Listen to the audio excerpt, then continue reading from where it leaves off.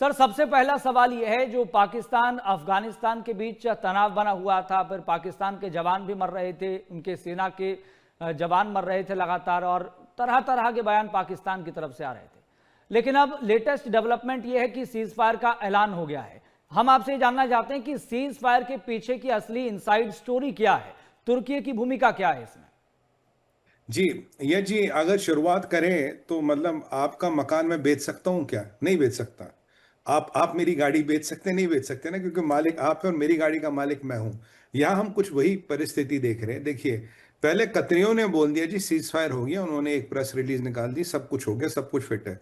उसके बाद कितनी बड़ी खून की नदियां बही है, कितनी हम्म। कितनी बड़ी खून की होली खेली गई, आपने भी देखा, हमने भी देखा।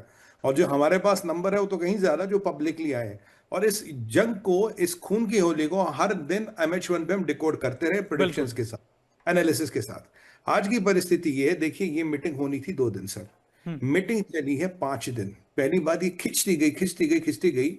और यहां कल अमेरिका ने कल पाकिस्तान ने एक खास खुलासा किया था। हम्म। कल पाकिस्तान ने बोला, हाँ जी हमारी डील है अमेरिका के साथ। पहले पाकिस्तान कहता था जी हमारी डील एक थर्ड कंट्री के साथ है, जो हमारी एयर स्पेस को हमारे अपने ड्रोन्स के लिए, UAVs के लिए और संभवतः जहाजों के लिए यूज करेगा। तो अमेरिका नाम नहीं बता रहा था। कल उन्होंने बोला हाँ जी हमारी डील है अमेरिका के साथ, हम्म। और हम इस डील को तोड़ नहीं सकते। उसको लेके तालिबानियों ने बोला भैया अगर ये डील है तो फिर तो बात बन ही नहीं सकती, तुमने तो अपनी माँ का सौदा कर लिया, तुमसे क्या बात करें। अब ये जब बिल्कुल मसला बिल्कुल वहां पहुंच गया, और यहां फंसा पेच कहां, फंसा पेच अमेरिका को लेकर। अमेरिका पाकिस्तान ने हाथ जोड़ लिया, मालिक हम डील हम्म। नहीं तोड़ सकते। अमेरिका को पता लग गया यार हमारी तो हम्म। पोल पट्टी खुल गई, हमारा तो सारा हिसाब किताब सामने आ गया। संभवतः अमेरिका से फोन आ गया तो तैयब अर्दोगन को, खलीफा भाई आज के, मतलब कहते हैं ना कि रस्सी जल गई पर बल नहीं गया, खलीफा साहब को फोन आ गया। हम्म। खलीफा ने कहा हम डील कराएंगे, उनको जाने ही नहीं दिया, पाकिस्तानियों और अफगानियों को उसने जाने नहीं दिया। कह रहा नहीं तुम बैठो बैठो बैठो बैठो। अब जो ये अमेरिका के साथ एग्रीमेंट है, इसकी क्या पोजीशन है तालिबान की, कोई नहीं बता रहा। तुर्किया ने क्या कर दिया, ट्रंप का स्टाइल आजकल सब कॉपी कर रहे हैं। खुद ही बता दो, खुद ही साइन कर लो, आपका मकान मैं बेच देता हूं, मेरी गाड़ी आप बेच देते हो, वो वाला सिस्टम है। कागजों पे तो बेचनी है भाई, कौन सा रेल बेचनी है। तो उन्होंने क्या कर दिया, अपनी MFA यानी कि मिनिस्ट्री ऑफ फॉरेन अफेयर्स ने एक ट्वीट मार दिया जी यहाँ सीज फायर हो गया है। हम्म। और अभी हम इस पे फिर कोई अब ये करे, मतलब एक दो तीन छोटे मोटे पॉइंट है वो इंपॉर्टेंट नहीं है। अब इस पे फिर बात होगी 6 अप्रैल को। तो मालिक अगर सीज फायर हो गया तो ज्वाइंट डिक्लेरेशन आना चाहिए तुर्किया का, पाकिस्तान का और अफगानिस्तान का, वो आया नहीं। बिल्कुल। अगर सीज फायर हो गया तो 6 अप्रैल को क्या टिक्का बिरयानी पार्टी हो रही है क्या वहां पे? टिक्का पार्टी हो रही है क्या वहां पे? टिक्के का बिरयानी खाने जा रहे हैं क्या वहां पे? भाई सीज फायर हो गया हो गया। उसी लाइन में आप देखेंगे तो एक लिखा modalities of the cease fire, मतलब वही वाली बात है, सीज फायर हो गया, अब कब होगा, कैसे होगा, हम वर्कआउट करेंगे। बेसिकली ये सारा फसाड जो था वो अमेरिका का नाम जो कीचड़ में आ गया था उसको बचाने के लिए था, हम्म। ट्रंप के आने पे किया गया। वही वाली बात है कि मिडिल ईस्ट का सीज फायर हो गया, अफगानिस्तान का हो गया, इंडिया पाकिस्तान का युद्ध विराम हो गया, वही वाली बात है। तुर्किया ने वन साइडेड जाके बोल दिया। पाकिस्तान की यश जी कोई टिप्पणी नहीं आई है ऑफिशियल, अफगानिस्तान की कोई टिप्पणी नहीं आई है। हम्म। अगर सीज फायर हो गया, पाकिस्तान की टिप्पणी आनी चाहिए थी, अफगानिस्तान की टिप्पणी आनी चाहिए थी, कोई नहीं आई। एक ज्वाइंट डिक्लेरेशन साइंड होना चाहिए, वो नहीं आया। चलिए बोलेंगे अभी भाई थोड़े लोग अनपढ़ है, कमजोर है, पढ़ाई लिखाई मदरसे में इतनी इंग्लिश नहीं पढ़ाते तो शायद हम्म। अंग्रेजी का तर्जुमा कर रहे हैं। आप सोच रहे होंगे ऐसा, हमारे दर्शक ऐसा सोच रहे होंगे, अब भैया उर्दू में ही लिख लेते, उर्दू तो मदरसे में पढ़ा ही लेते हैं। हम्म। बट एनीवे उर्दू में भी नहीं आई। अब हुआ क्या, इतने में जब ये कहानियां चल रही थी, पाकिस्तान की अफगानिस्तान को धमकियां जारी है। और धमकियों में आता एक नया कैरेक्टर, सिराजुद्दीन हक्कानी। अब तक अखुनजादा था, अब तक जैनुल्लाह मुजाहिद था, और अब तक इनका जो हम्म। स्पोक्स पर्सन था तालिबान का वो था, ये सारे थे। अब फॉरेन मिनिस्टर मुत्तवी साहब ये थे। अब आता है सिराजुद्दीन हक्कानी, ये मान लीजिए वहां का home minister, internal security minister, home minister मान लीजिए। अब अगर आप अफगानी तालिबान देखेंगे तो यहाँ 3 फैक्शन है कि हक्कानी, एक है कंधारी, और एक है ये छोटे मोटे जहादी ग्रुप जो उनके साथ मिले हैं। हम्म। अब ये जो हकानी है, ये हमेशा ISI के पट्टे माने गए हैं, ये प्रो ISI थे। ISI का जितना भी हैंडल तालिबानियों पे था वो थ्रू हकानीस था। और सिराजुद्दीन हकानी को तालिबान ऐसा मानता है कि हमारा पालतू कुत्ता है, ये हम हम्म। नहीं कहते, तालिबान कहता है, तो ये पाकिस्तान कहता है।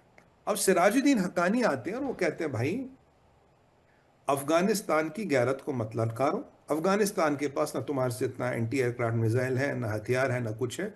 बट हम औकात रखते कि पाकिस्तान के ईंट से ईंट बजा दें, हम औकात रखते कि पाकिस्तान की सरकार गिरा दे, हम औकात रखते पाकिस्तान को मतलब ना लोहे के चन्ने चबा देंगे हम। हम्म। हमारी औकात इतनी, आप हमसे छेड़ो मत। और ये मैं तुम्हें कह रहा हूं कि अफगानियों की गैरत इतनी है कि तुम टिक नहीं पाओगे पाकिस्तानी। अब ये कौन कह रहा है? सिराजुद्दीन हक्कानी इंटीरियर मिनिस्टर है, चलिए, पर ये आईएसआई का पट्टा है, ये आईएसआई का हैंडल है, ये पाकिस्तान का लिवरेज का पॉइंट ही यही है।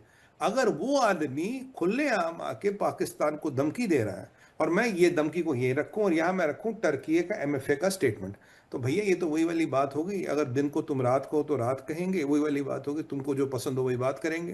क्योंकि डोनाल्ड ट्रंप वाली बात है ना भाई, दिन को अगर रात कहे तो रात कहेंगे। अगर सिराजुद्दीन हक्कानी अब खुद धमकी दे रहा, क्योंकि कल कल ख्वाजा आसिफ ने क्या कहा, क्या तुम्हें हम वही, तुम तो लेजिटिमेट सरकारी नहीं, तुम तो जिहादी हो, तुम तो उठाई गिरे हो, और हम तुम्हें फिर अगर बमबारी करेंगे, जो तोरा बोरा में तुम दो टांगों के बीच अपनी पूंछ दबा के हम्म। भाग रहे थे, इनको कुत्ता बोला गया, हमने नहीं बोला, ये कह रहा, ख्वाजा आसिफ कह रहा था। जी। तो उसके बाद हकानी का भाई पारा होता है कि धैर्य होता है, धैर्य की सीमा गई, उन्होंने ले दे के थप्पा दबा के धमकी दे दी पाकिस्तान को। तो अगर आप इन दो चीजों को देखें तो जी। कौन सा सीजफायर है? टिप्पणी आई नहीं, जॉइंट स्टेटमेंट आया नहीं, जॉइंट ब्रीफिंग आई नहीं, एग्रीमेंट साइन हुआ नहीं, पाकिस्तान की टिप्पणी नहीं, अफगानिस्तान की टिप्पणी नहीं। ये वो वाली बात है कि तू हाँ कर या ना कर, तू है मेरी किरण। मुझे तो वो शाहरुख खान की पिक्चर याद आती है, मतलब वही वाला बात सिस्टम चल रहा है आजकल, तुम हाँ करो ना करो, मैं हो गया भाई सीज फायर। हम्म। तुर्क का बेसिक मोटिव क्या है देखिए, एक बिल्कुल। दो दिन में उस पर डिटेल में बात करने वाले हैं, क्योंकि अभी स्पेकुलेशन स्टेज पे है। आप जानते हैं MH1 पे बिना तथ्यों और तर्कों के हम कोई विषय नहीं लाते, बिल्कुल। जब तक हमारे पास 100% पुख्ता जानकारी ना हो। भाई हम वो यूट्यूब के सलीम जावेद तो है नहीं कि वो स्टोरियां बनाने लगे।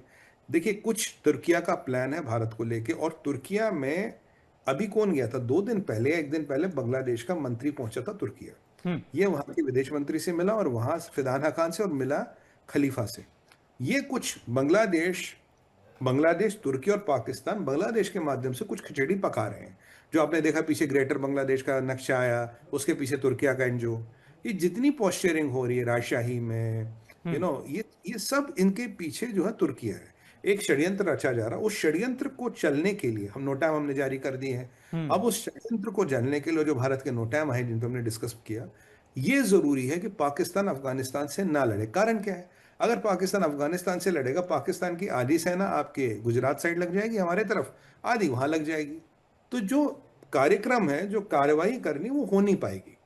इसीलिए ट्रंप कहता, माय पालतू डोंट फाइट इन फालतू, तुम मेरे पालतू हो, जब मैं कहूं तब लड़ो, जिससे जी। मैं कहूं तब लड़ो, फालतू में मत लड़ो। अब तैयब अर्दोगन कह रहा है, यार जो हमारा कार्यक्रम है वो भी समाप्त हो जाएगा, तुम आपस में लड़ने लग गए। पर ये जो लड़ाई है, ये जी ये चलती रहेगी। तुर्किया उर्किया कुछ भी कहता रहे, 2 दिन की मीटिंग 5 दिन तक खींचो और एक वन साइडेड स्टेटमेंट दो। दुनिया यहाँ बेवकूफ नहीं है, कोई यहाँ पागल नहीं है। वो देखा ना आपने, कल ट्रंप 5 घंटे की मीटिंग पौने 2 घंटे में खत्म हुई। आज तक चाइना का स्टेटमेंट नहीं है, और उस पर चाइना ने एक स्टेटमेंट बांधा है अभी।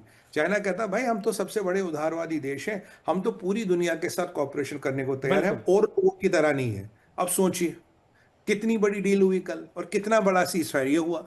और दोनों का सूत्रधार कौन है? Donald John Trump.